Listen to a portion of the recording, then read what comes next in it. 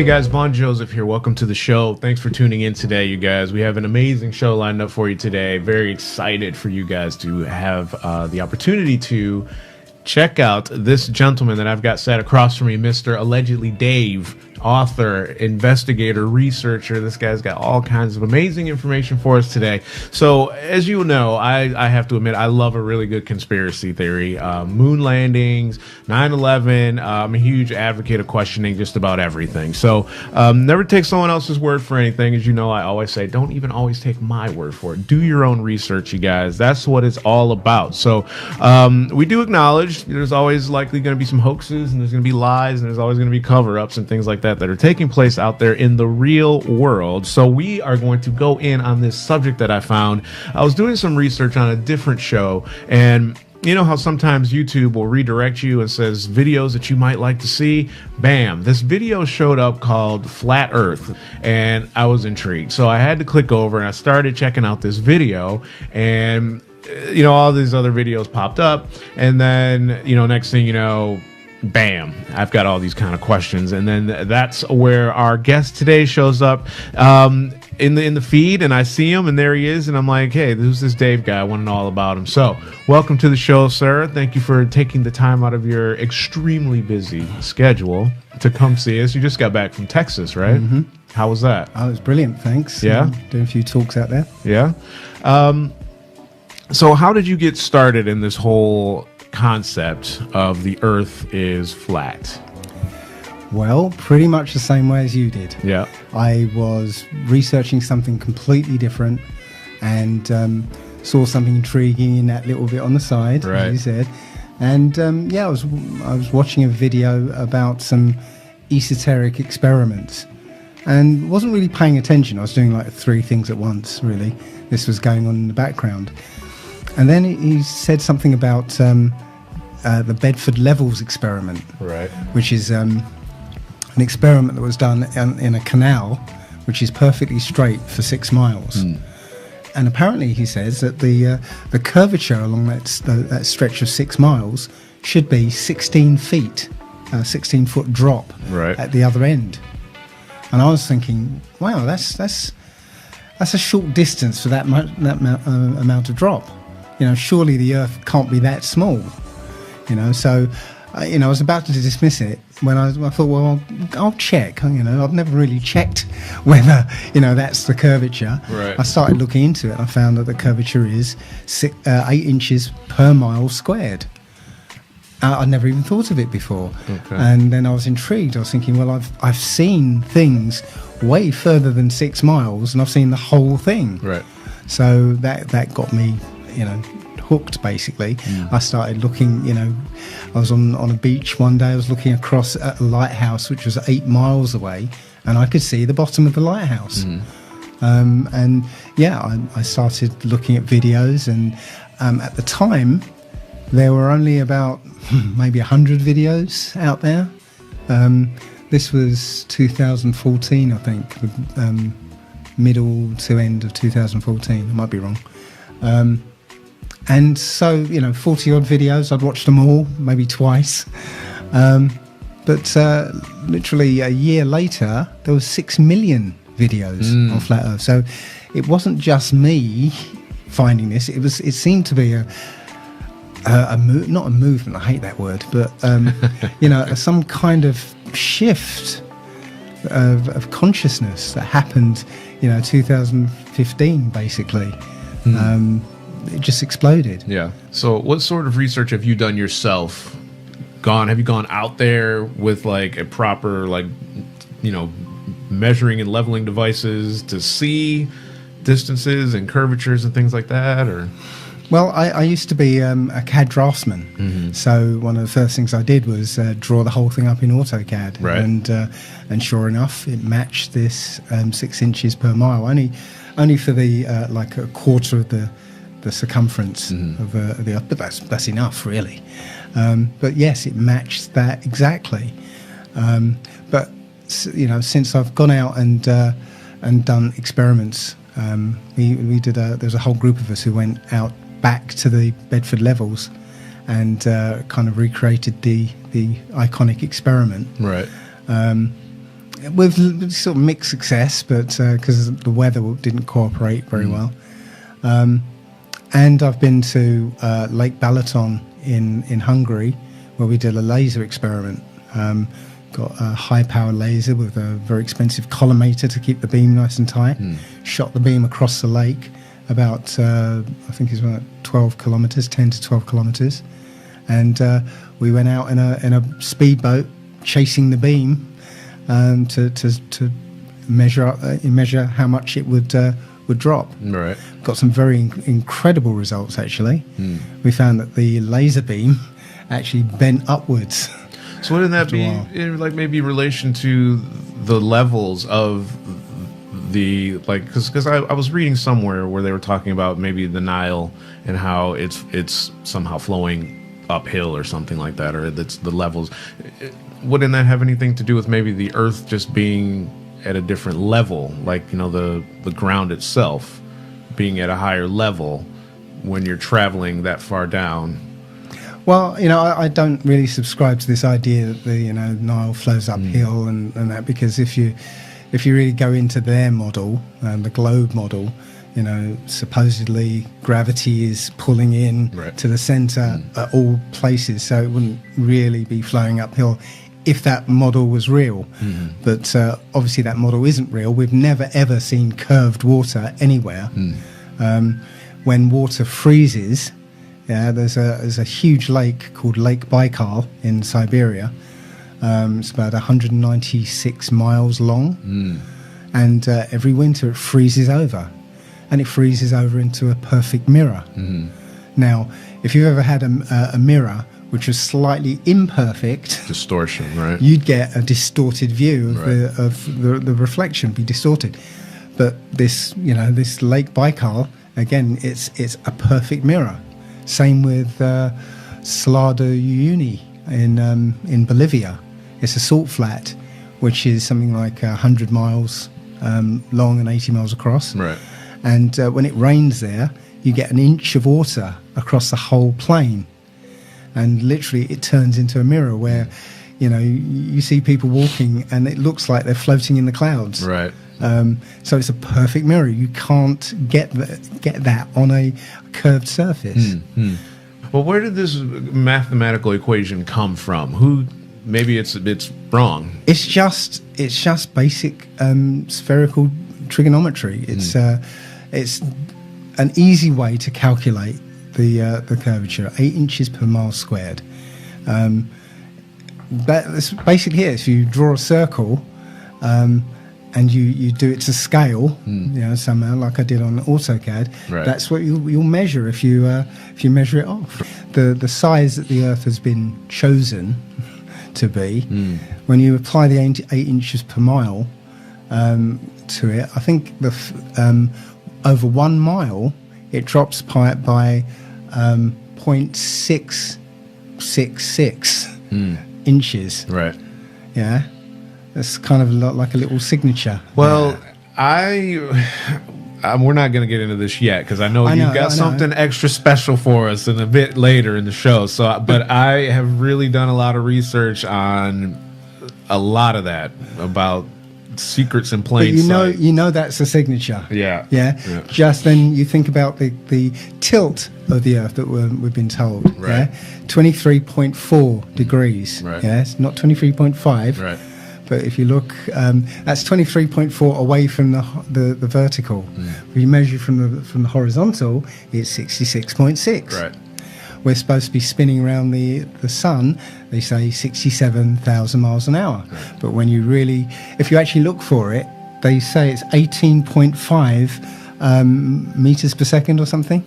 But you calculate what that is in miles an hour, it's 66.6 thousand, 66,600 miles an hour.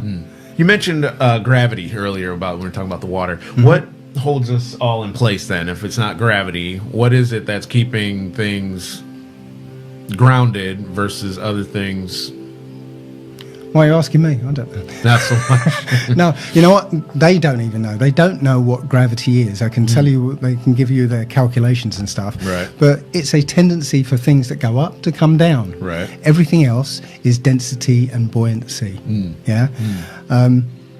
The one thing that tells me that, this is not really related to gravity, but one thing that tells me that, without a doubt, that we're on a flat plane is the gyroscope. Yeah, when you spin a gyroscope, if you've ever done that, you spin it, it actually stays upright. While it's spinning, right, it will stay upright. It does not want to move from that orientation. Right. Even if you spin it at 45 degrees, it will stay at 45 degrees. And if you try and shift the base that it's on, it will just stay at 45 degrees. Yeah. Now, an aircraft has an artificial horizon, and it's based on gyroscope. So before they take off, they calibrate the artificial horizon. They just spin it up so that it's level, and then they take off. So if they take off with a gyroscope calibrated, and they start going over the curve of the Earth, right, the gyroscope will stay upright. So the artificial horizon will start to roll backwards. Right. But it doesn't. It just stays nice and flat and level. That right there is proof that the planes fly over a plane. I asked the pilots of one of the flights I was on, asked them lots of questions so they didn't get suspicious, but I asked them, do you ever see the artificial horizon roll backwards, or do you have to make corrections to it? They said no, because it has complex electronics in it and GPS, so it knows where on Earth it is, and it compensates for it. But you go to a manufacturer and they'll show you designs of it, and it's purely mechanical. There's nothing electronic. There's no GPS in it. It's literally a gyroscope that is allowed to freely move on gimbals. Right. That's it. Right. So I just got back from Spain a couple days ago, and I'm reading about the Earth being flat. I equate it to us being on an album, I guess.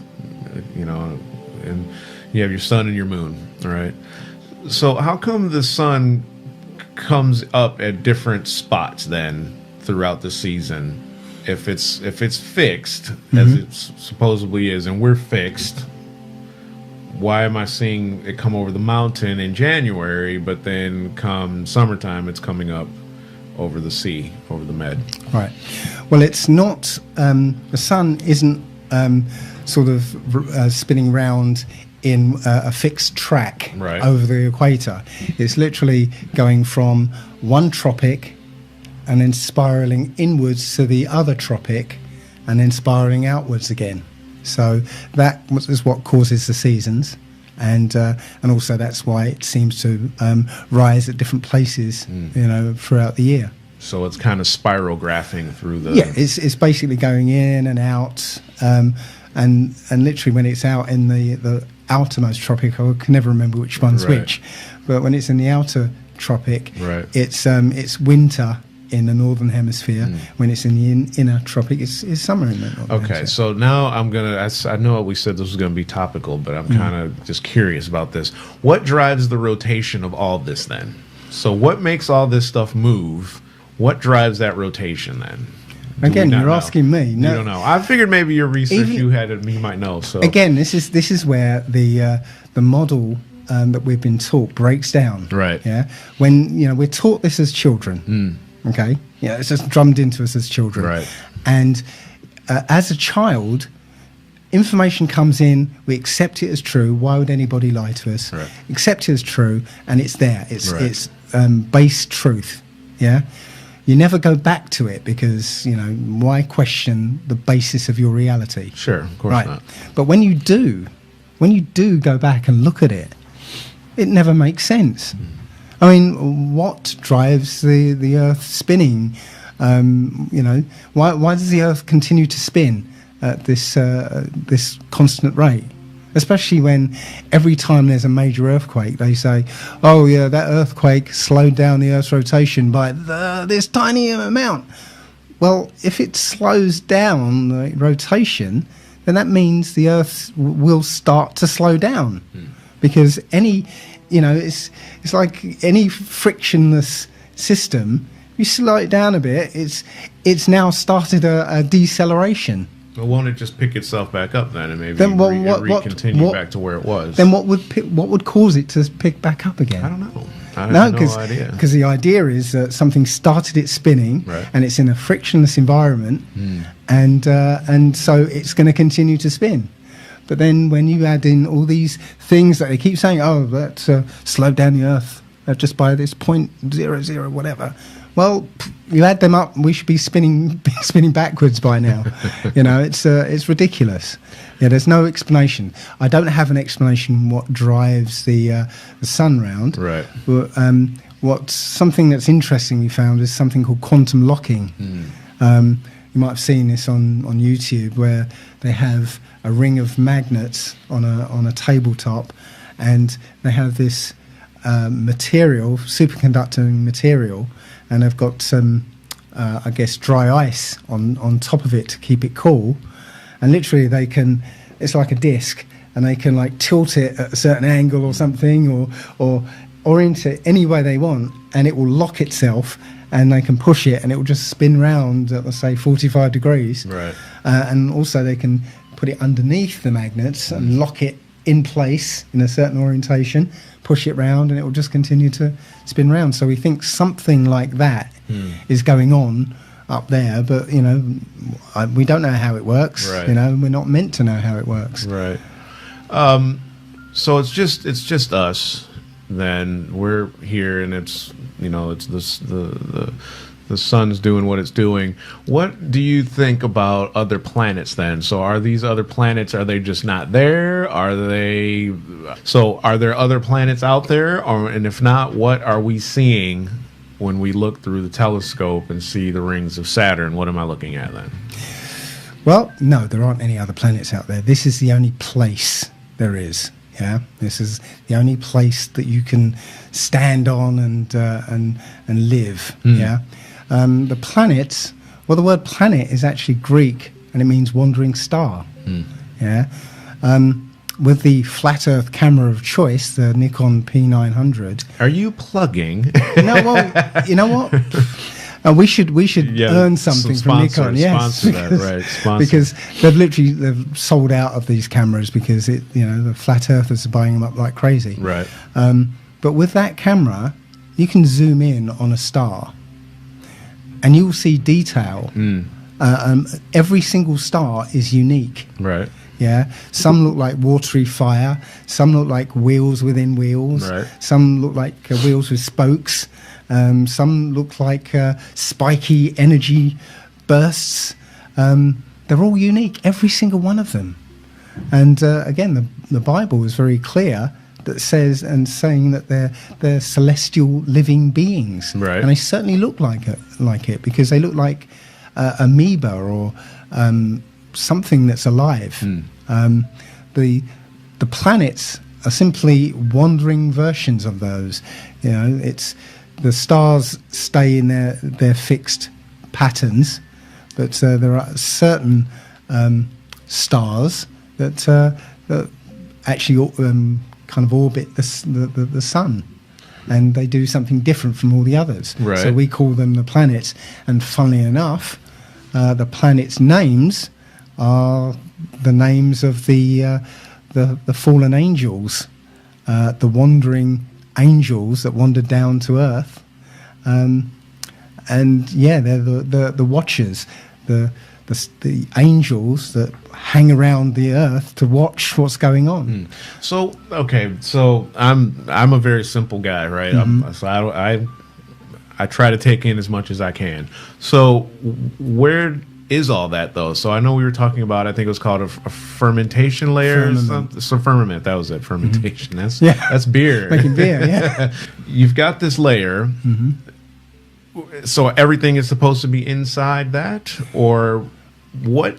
Where does that come from, though? And what's on the outside? And how did all that get created? If it's there, where did it come from? My personal belief, obviously, it's all speculation because not a lot of us have been up there or anything. But the way I see it is that there is a barrier, not necessarily the firmament itself, but there's a barrier possibly separating the various heavens that are described in the Bible.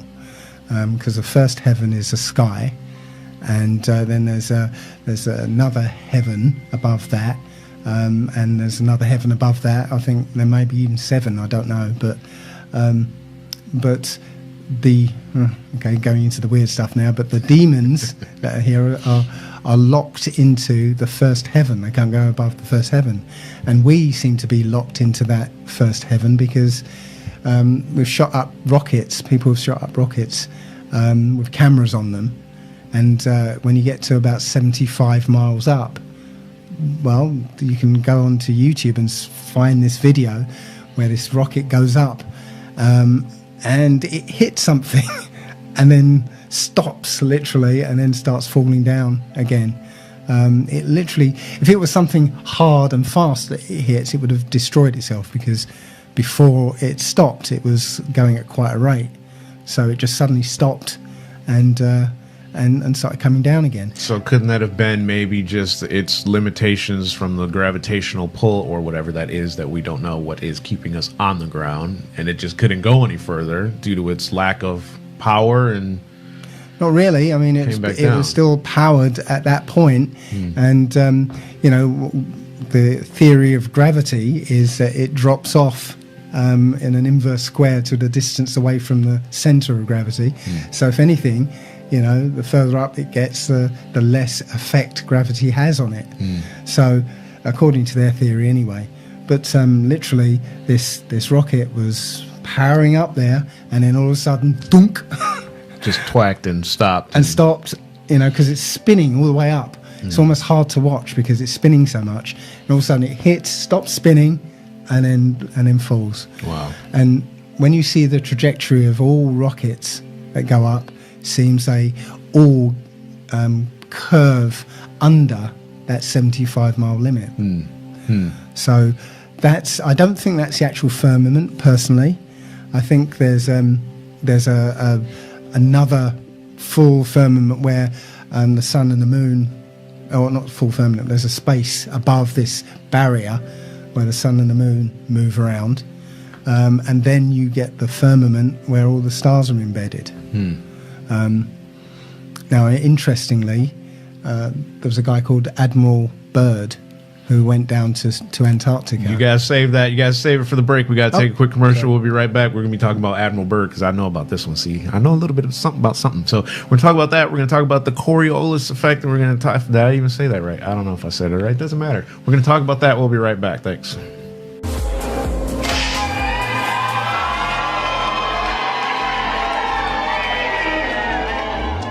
These ones or these ones? Saw an episode of Intervention. And I know I'm fine. Illinois, Mr. Robert Bobby McNeely. He is going to join us tonight. Hi, everyone. Welcome to the show. My name is Elaine Zhang, and today I am here with Eli Seal, documentary filmmaker. I need more. Welcome to The Only Way is Linda. Today I have a really special guest here.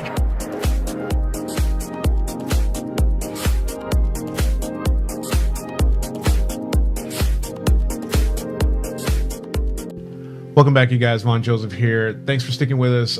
So we're back with Allegedly Dave. We're talking about flat Earth. We're talking about all the stuff that you thought you knew and why it's not what you think it was. So we were talking about Admiral Byrd. You started to talk about before you were so rudely interrupted and taken to the break by the sponsors, Dirty Lemon. You guys, I hope you go check those guys out. Sorry, dirtylemon.com. Amazing detox stuff. So,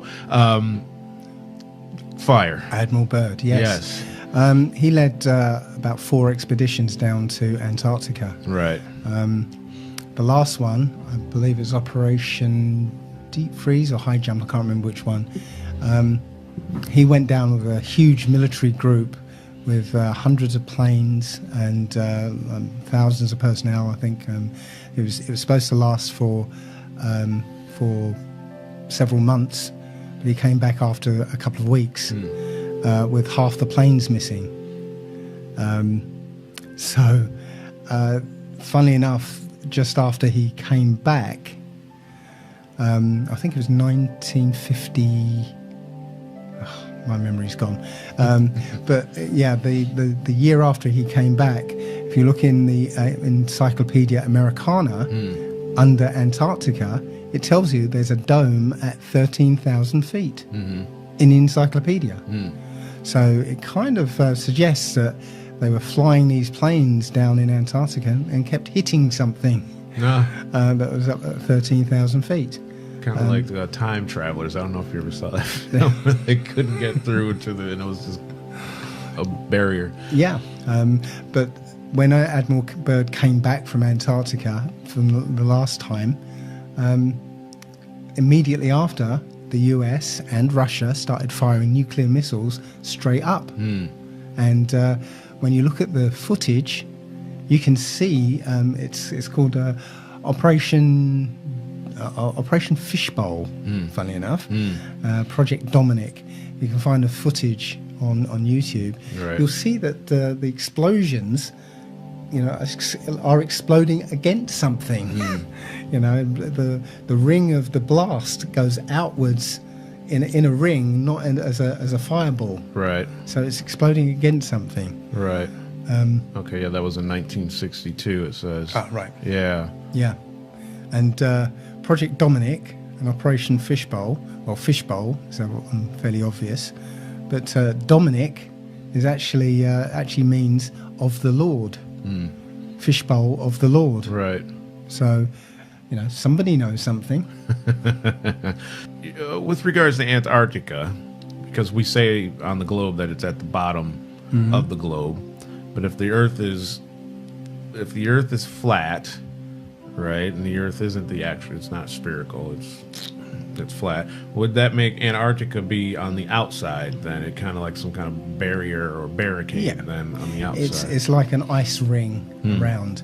And when you apparently when you go down there, the first thing you encounter is a 200-foot wall of ice. Right.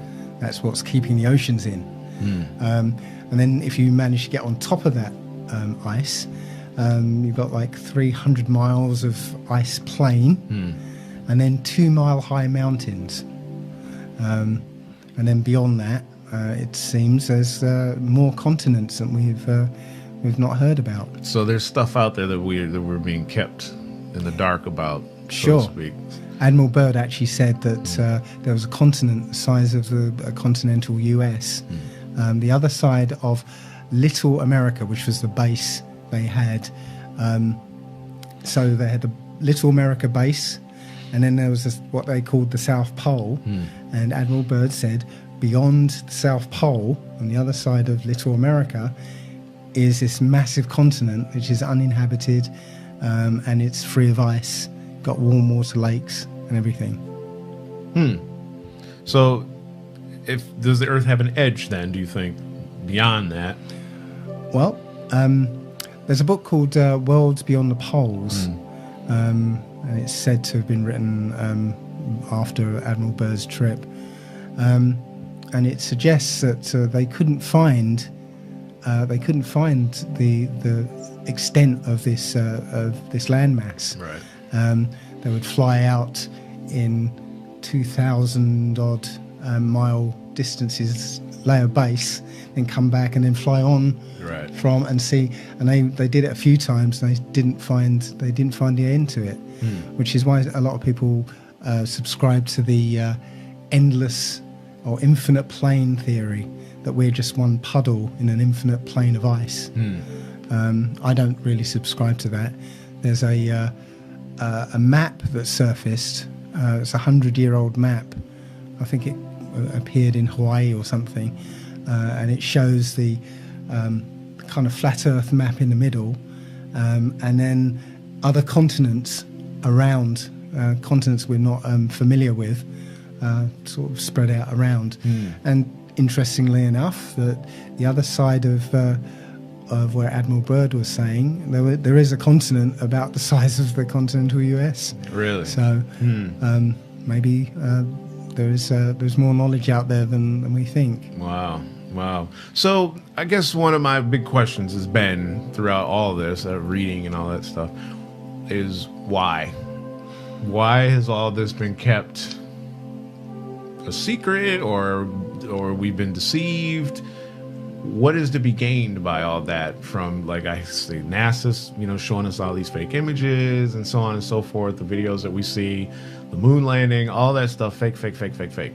So what is to be gained by all that, and how are they somehow managing to keep this together on a global scale? Like when you had Russia's flying Sputnik and all that other stuff, how is everybody on the same page with keeping this hoax alive? Because it's a lot bigger than we realise. You've got to sort of factor the flat Earth in with the Big Bang theory and the theory of evolution. You put all those together, and what you've got is this idea that we are tiny little microbes crawling around on a speck of dust in an infinite universe. Yeah, we're not even fully evolved. Yeah, the process of evolution is always ongoing. So we're kind of imperfect, useless creatures in this infinite void of, that's not very important. Our lives are accidental. There's nothing important about us whatsoever. We're insignificant. That's the idea that they've inculcated into us with these three theories. But when you realise that this place is the only place there is, this, in my mind, this is a bubble of 3D time and space. Yeah? 3D space and time, sorry. It's a bubble of 3D space and time. Beyond it is a realm without space and time that we can't even imagine. Yeah, that's where the creator lives, and that's what they've been hiding, the fact that this is a created place. We are the chief of the creations here, and we've got instructions on how to live here, from the one who created all this, who apparently back in the old days used to speak to us. So that's what they've been hiding, that there is a creator and there is a purpose to our lives. Wow. That is amazing stuff. I wish we had more time, because this could go on for ages. It's very interesting information. I appreciate you coming out and visiting with us today. You have a book that you've written. What's the book called, and where can people find the book? Well, it's not really on this topic, but it's about health. It's the Human Body Owner's Workshop Manual, and you can get it on lulu.com, or you can also get it at Amazon, but I wouldn't get it at Amazon, evil people. But yeah, it's available at lulu.com. But yeah, it's about how to operate your body, heal it, and keep it working. Right. Yeah. Beautiful. So get over to lulu.com. Lulu.com. And check out the book. Check out Dave's stuff. And we appreciate you again for coming out. And thanks for tuning in, you guys. We'll see you guys next time. And hopefully we'll have you back again soon when I'll get some solid proof on reptilian beings and all kinds of crazy stuff like that that's going on, man. We hardly scratched the surface. Yeah, I know. We didn't, did we? We could do a whole nother series of shows. Maybe we'll get you back out soon. So do you have a website or anything like that where people can find you if they have questions about your stuff? Yeah, it's a bit dodgy at the moment, but because it went down. But it's allegedlydave.com. Mm-hmm. And my YouTube channel is at dmurphy25. Okay, cool. Brilliant. So that's where to find them, guys. You know where to find us, and we'll find you next time on Vaughn Joseph Show. Thanks.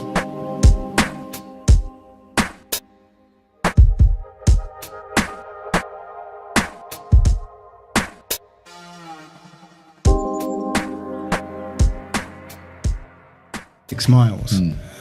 And apparently, he says that the curvature along that stretch of 6 miles should be 16 feet, 16-foot drop at the other end. And I was thinking, wow, that's a short distance for that amount of drop. Surely the Earth can't be that small. So I was about to dismiss it when I thought, well, I'll check. I've never really checked whether that's the curvature. Right. I started looking into it, and I found that the curvature is 8 inches per mile squared. I'd never even thought of it before. Okay. And then I was intrigued. I was thinking, well, I've seen... Across from me, Mr. Allegedly Dave, author, investigator, researcher. This guy's got all kinds of amazing information for us today. So, as you know, I have to admit, I love a really good conspiracy theory. Moon landings, 9/11. I'm a huge advocate of questioning just about everything. So, never take someone else's word for anything. As you know, I always say, don't even always take my word for it. Do your own research, you guys. That's what it's all about. So, we do acknowledge there's always likely going to be some hoaxes, and there's going to be lies, and there's always going to be cover-ups and things like that are taking place out there in the real world. So we are going to go in on this subject that I found. I was doing some research on a different show, and how did you get started in this whole concept of the Earth is flat? Well, pretty much the same way as you did. Yeah. I was researching something completely different, and saw something intriguing in that little bit on the side, as you said. And I was watching a video about some esoteric experiments, and wasn't really paying attention. I was doing like 3 things at once, really. This was going on in the background. And then he said something about the Bedford Levels experiment, which is an experiment that was done in a canal, which is perfectly straight for 6.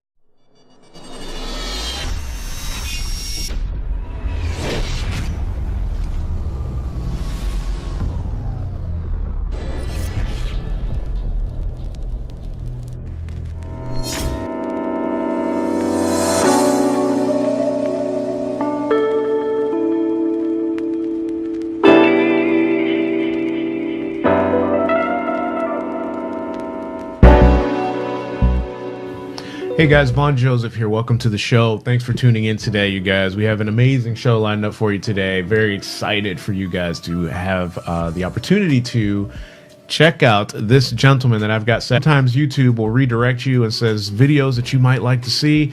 Bam! This video showed up called Flat Earth, and I was intrigued. So I had to click over, and I started checking out this video, and all these other videos popped up, and then next thing you know, bam, I've got all these kind of questions. And then that's where our guest today shows up in the feed, and I see him, and there he is, and I'm like, hey, who's this Dave guy? I want to know all about him. So welcome to the show, sir. Thank you for taking the time out of your extremely busy schedule to come see us. You just got back from Texas, right? Mm-hmm. How was that? Oh, it was brilliant, thanks. Yeah? Doing a few talks out there. Yeah?